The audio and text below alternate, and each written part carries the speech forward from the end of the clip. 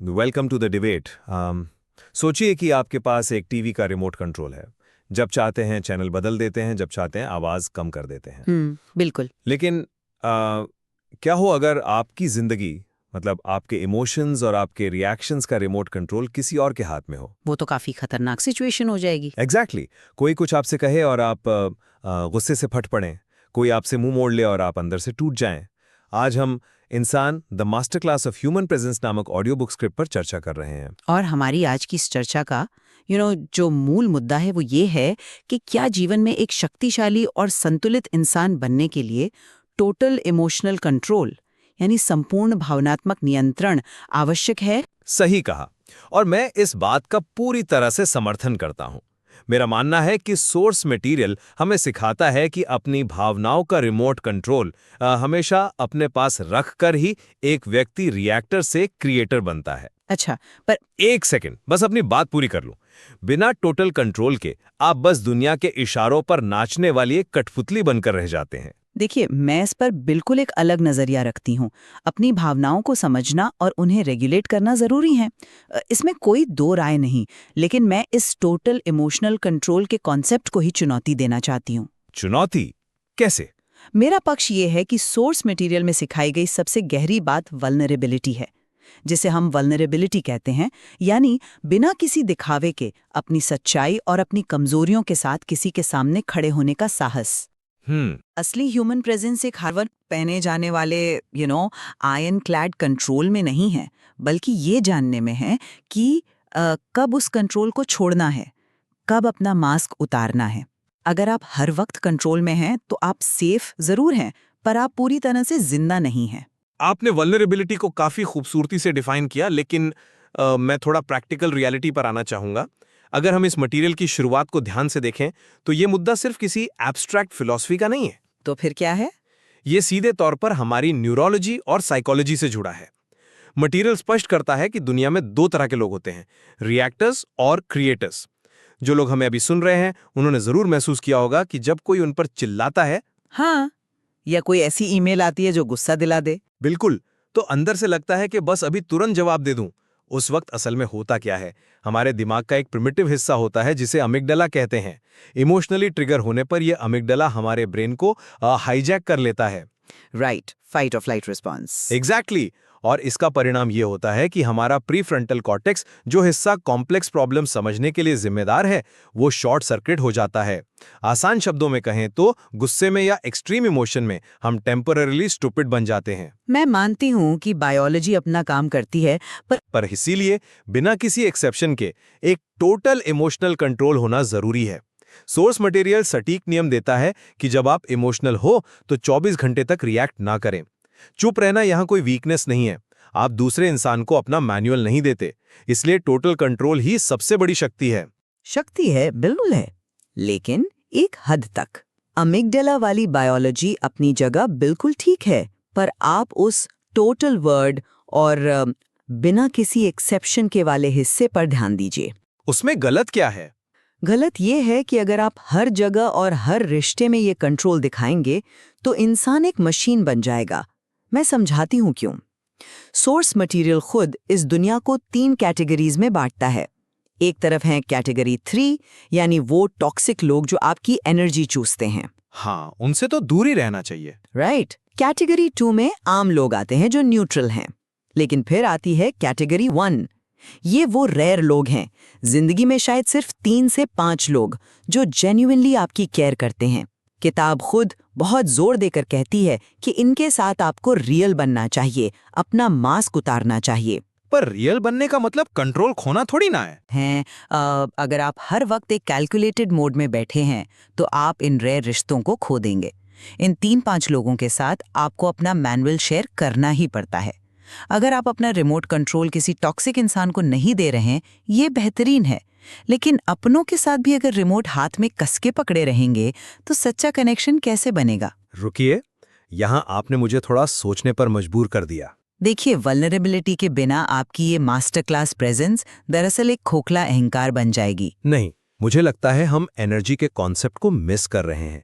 आप कह रही हैं कि कैटेगरी 1 के लोगों के सामने कंट्रोल छोड़ देना चाहिए, लेकिन इस मुद्दे को समझने के लिए हमें ये देखना होगा कि कंट्रोल असल में बचाता क्या है। क्या बचाता है? मटेरियल स्पष्ट रूप से कहता है कि इंसान की सबसे प्रेशियस रिसोर्स पैसा या वक्त नहीं, बल्कि उसकी एनर्जी है, उसका फोकस है।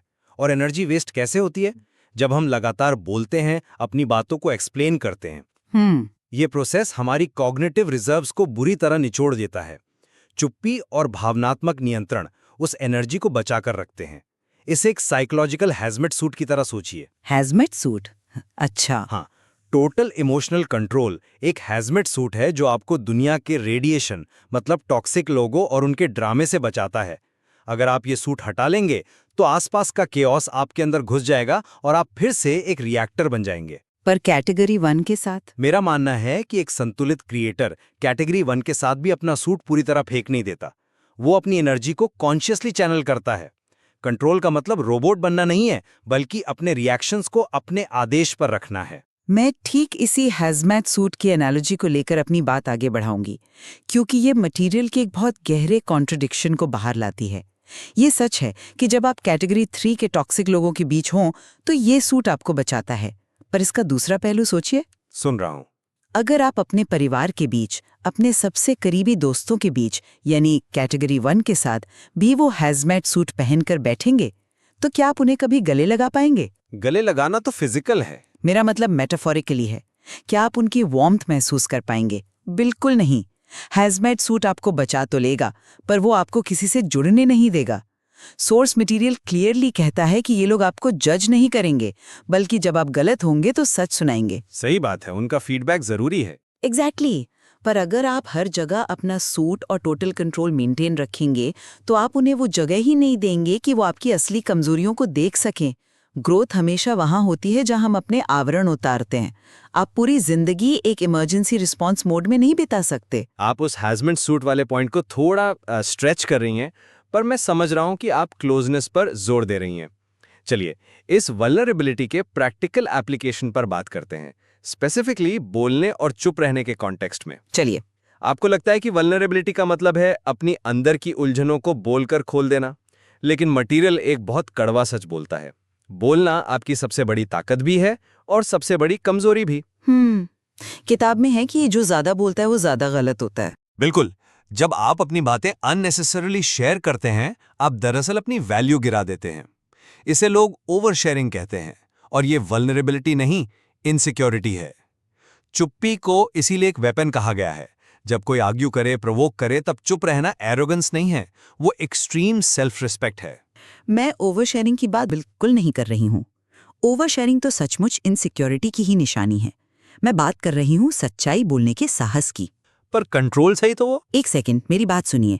आपने कहा चुप्पी सबसे बड़ा वेपन है, पर सोर्स मटेरियल खुद कब बोलना है, इसके नियम में एक बहुत जरूरी शर्त रखता है। मटेरियल कहता है जब तुम्हारी चुप्पी से कोई बड़ा नुकसान हो रहा हो तब बोलना पड़ेगा। वहां चुप रहना कोई वेपन नहीं, बल्कि कायरता है। हाँ, कावर्डिस। राइट। ये पॉइंट सीधे तौर पर आपके टोटल कंट्रोल की स्ट्रिक्ट लिमिटेशन को दर्शाता है। अगर आप सिर्फ अपना बैलेंस मेंटेन करने पर फोकस करेंगे तो हो सकता है कि आप अनकंफर्टेबल सिचुएशंस में भी चुप रह जाएं, ताकि आपका इनर पीस खराब ना हो। पर वो तो गलत एप्लीकेशन हुआ ना कंट्रोल का। वही तो मैं कह रही हूँ। अगर आप सचमुच वल्नरेबल और एम्पैथेटिक हैं तो आप अपना कंट्रोल तोड़कर अनकंफर्टेबल होने का रिस्क लेकर भी सच बोलेंगे। वल्नरेबिलिटी का मतलब सबके सामने रोना नहीं है, इसका मतलब है उस डिस्कम्फर्ट के अंदर खड़ा होने का साहस जुटाना। टोटल इमोशनल कंट्रोल आपको डिस्कम्फर्ट से बचाता है। मुझे लगता है यहाँ हम एक बहुत ही महत्वपूर्ण डिस्टिंक्शन मिस कर रहे हैं। प्रिसिजन के साथ अगर देखें तो बोलना टोटल कंट्रोल के खिलाफ बिल्कुल नहीं है। कैसे नहीं है? कंट्रोल का मतलब ये थोड़ी है कि इंसान म्यूट हो जाए या सन्यासी बन जाए। कंट्रोल का कोर अर्थ है टाइमिंग और इंटेंट को समझना। एक क्रिएटर जब उसे लगता है कि इनजस्टिस हो रहा है, तब भी वो पहले अपने अमिगदला को शांत करता है, अपने दिमाग को 24 घंटे देता है और फिर प्योर लॉजिक के साथ बोलता है। यही टोटल कंट्रोल है। टाइमिंग जरूरी है। एक और बहुत गहरा उदाहरण लेना चाहूंगा सोर्स मटेरियल से। जब आपसे कोई ऐसी बात पूछी जाए जिसका जवाब आपको नहीं पता, एक इनसिक्योर माइंड क्या करेगा?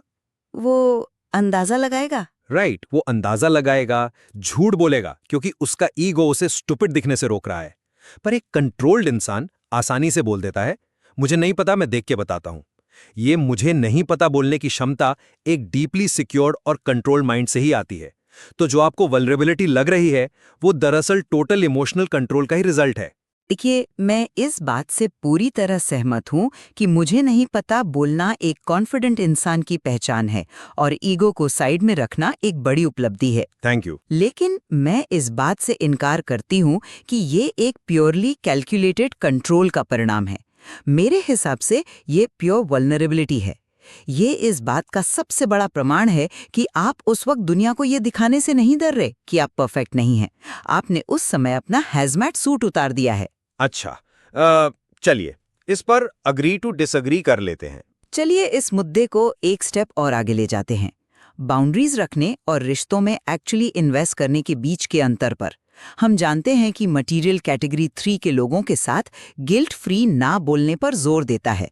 मैं इसे अग्री करती हूँ, लेकिन क्या असली ह्यूमन प्रेजेंस सिर्फ दीवारें खड़ी करने में है? दीवारें प्रोटेक्ट करने के लिए होती हैं। पर मटेरियल एक बहुत शानदार सलाह देता है कि जब जिंदगी में कोई बड़ा अपॉर्चुनिटी का विंडो खुले, तब एनालिसिस पैरालिसिस में मत फंसो। Better to move imperfectly than to stand perfectly still. हाँ, एक्शन लेना जरूरी है। राइट। ये जो परफेक्शन को छोड़ना है, डर के बावजूद जंप करना है, ये प्योर रिस्क लेना है। टोटल कंट्रोल हमेशा हर चीज को सेफ और प्रिडिक्टेबल रखने की कोशिश करता है। वो एनालिसिस पैरालिसिस का शिकार हो जाता है। एक किले के दरवाजे अगर हमेशा बंद रहें ताकि कोई आपको हर्ट न कर सके, तो वो किला एक वक्त के बाद आपकी जेल बन जाता है। ये काफी स्ट्रांग इमेज है, किले को जेल बनने से रोकना। और एनालिसिस पैरालिसिस का पॉइंट भी वैलिड है, लेकिन मैं फिर से सोर्स की मूल फिलॉसफी की तरफ लौटूंगा। बाउंड्रीज और एक्शन लेने के बीच में कोई कॉन्ट्रडिक्शन नहीं है अगर आपके पास कंट्रोल है। कैसे नहीं है? कॉन्ट्रडिक्शन तो है ही। नहीं है, क्योंकि जीवन की क्वालिटी इस बात पर निर्भर करती है कि हम किस पर अपनी एनर्जी वेस्ट करते हैं। जब हम कैटेगरी 3 के लोगों से स्ट्रिक्टली बचते हैं, तब हम अपनी बची हुई एनर्जी को अपने गोल्स और कैटेगरी 1 के लिए बचाकर रख पाते हैं। एनर्जी सेव करना। और जहां तक इम्परफेक्टली जंप करने की बात है, वो एक्शन लेने के बारे में है, ना कि इमोशनल केओस क्रिएट करने के बारे में। दरअसल एक इंसान इम्परफेक्टली मूव तभी कर पाता है क्योंकि उसका अपनी कोर भावनाओं पर नियंत्रण होता है। अगर वो रिजेक्शन के डर से कांप रहा होगा, तो वो कभी जंप नहीं कर पाएगा। टोटल कंट्रोल वो सॉलिड ग्राउंड है जिस पर खड़े होकर ही आप रिस्क ले सकते हैं। मुझे लगता है आप और मैं इस जंप और लाइफ के एक्सपीरियंसेस को थोड़ा अलग अलग चश्मे से देख रहे हैं। आप हर रिश्ते को एक बहुत ही मेथोडिकल शतरंज की चाल की तरह देख रहे हैं। शतरंज नहीं, बस स्ट्रक्चर्ड। पर इंसानी रिश्ते और हमारी ह्यूमन प्रेजेंस एक स्ट्रैटेजी बोर्ड नहीं है जहां हर मूव कैलकुलेट किया जाए। सोर्स मटेरियल में एक बहुत ही डीप पॉइंट आता है, कब रुकना है। जब सब कुछ ठीक चल रहा हो, तब भी एक बार रुक, अप्रिशिएट कर, ग्रैटिट्यूड फील कर। हाँ, ग्रैटिट्यूड का मेंशन है। अब आप खुद सोचिए, ये जो ग्रैटिट्यूड और डीपली अप्रिशिएट करने का इमोशन है, क्या ये किसी आयरन क्लैड कंट्रोल से आता है? नहीं, ये तब आता है जब आप अपने सारे डिफेंस मैकेनिज्म्स को शांत कर देते हैं। अगर आप हर पल कंट्रोल्ड हैं, तो आप सनराइज को सिर्फ एनालाइज करेंगे, उसकी गर्माहट को एक्सपीरियंस नहीं कर पाएंगे। वाओ, मैं सच कहूं तो आपकी इस ऑब्जर्वेशन की गहराई की कद्र करता हूं। शुक्रिया। रिसीवर बनने के लिए वल्नरेबल होना पड़ता है। जब आप अपने परिवार के साथ होते हैं, तब वहां कोई पावर प्ले या एनर्जी बचाने का नियम अप्लाई नहीं होता। वहां इंसान को सिर्फ एक इंसान बनना होता है। जिस तरह से आपने ग्रैटिट्यूड और लाइफ को एक्सपीरियंस करने की बात की, उसने डेफिनेटली इस डिस्कशन को एक ह्यूमन लेवल पर ला दिया है। कहीं ना कहीं हम इस चर्चा के एक ऐसे मोड़ पर आ गए हैं जहां हम दोनों ही इस सोर्स मटेरियल के अलग अलग लेयर्स को खोल रहे हैं। बिल्कुल। अगर मैं अपने पक्ष को समराइज करूं, तो मेरा फाइनल आर्ग्यूमेंट यही रहेगा कि हमारी प्रिमिटिव बायोलॉजी हमें हर वक्त रिएक्ट करने पर मजबूर करती है। अपने प्रीफ्रंटल कॉर्टेक्स को एक्टिव रखना, अपना रिमोट कंट्रोल टॉक्सिक लोगों को ना देना और अपनी चुप्पी को एक स्ट्रेटेजिक पावर की तरह इस्तेमाल करना ही एक व्यक्ति को क्रिएटर बनाता है। जब आप कंट्रोल में होते हैं, तभी आप असल में आजाद होते हैं। ये चूज करने के लिए कि आपको कहाँ चलना है। और उस आज़ादी का करना क्या है, वही मेरी समरी है। मैं अपने पक्ष को इस तरह समेटना चाहूंगी कि हाँ, बाहरी दुनिया और कैटेगरी 2 या 3 के लोगों के सामने एक आयरन बाउंड्री, एक हैजमैट सूट और डीपली रूटेड नियंत्रण बहुत ज़रूरी है। सही।